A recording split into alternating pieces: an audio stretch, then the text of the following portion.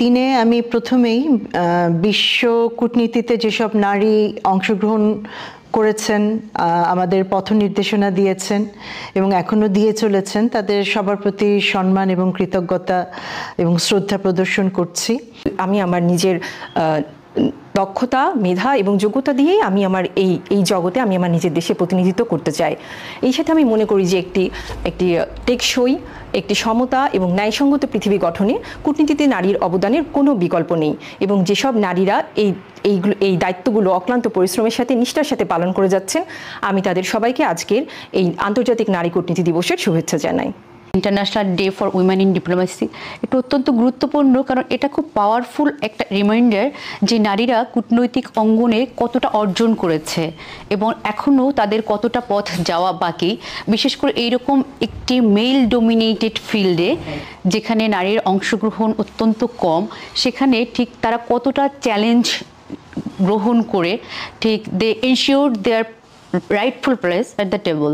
কূটনীতিক পেশা আসলে নারী এবং পুরুষ উভয়ের জন্যই খুবই চ্যালেঞ্জিং একটি পেশা। তারপরও কিছু কিছু ক্ষেত্রে নেগোসিয়েশন টেবিলে যদি এখানে ফিমেল অফিসার অন্তর্ভুক্ত থাকে, আমার কাছে মনে হয় তারা তাদের দৃষ্টিভঙ্গির বৈচিত্র্যতা তুলে ধরতে পারে এবং এটা আরও মোর ইনক্লুসিভ হয় এবং তারা যে সলিউশন নিয়ে আসে সেটা মোর সাস্টেনেবল হয়। এখানে আরেকটি আমার জন্য খুব ভালো একটি যেটা অভিজ্ঞতা, সেটা হচ্ছে যে গত 2023-এ বাংলাদেশ আইএমও কাউন্সিলের যে নির্বাচন হয়েছিল, সেখানে প্রথমবারের মতো বাংলাদেশ জয়লাভ করে কাউন্সিলের মেম্বার হিসেবে, যেটা একটি অত্যন্ত প্রতিযোগিতাপূর্ণ একটি ইলেকশন ছিল এবং আমি সেখানে ইলেকশন অফিসার ছিলাম। আমি সরাসরি এখানে কাজ করেছি ইলেকশন অফিসার হিসেবে এবং এটা আমার কূটনৈতিক জীবনের জন্য অবশ্যই খুবই গুরুত্বপূর্ণ একটি সংযোজন।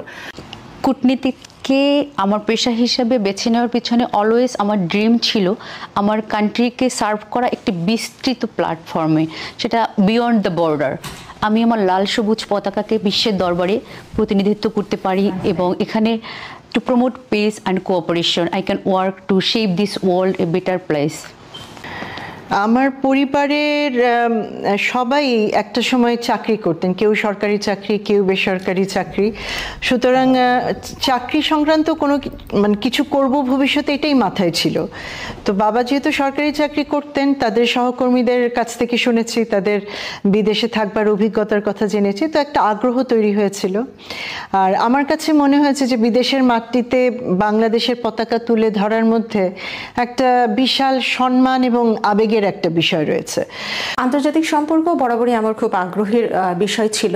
আমি দেশ সেবার জন্য যেরকম এখানে এগিয়ে এসেছি, তেমনি একই সঙ্গে দেশ বিদেশকে এই পেশার মাধ্যমে জানার সুযোগ আছে এবং দেশকে রিপ্রেজেন্ট করারও সুযোগ আছে, যার জন্য এই পেশাকে আমি বেছে নিয়েছি।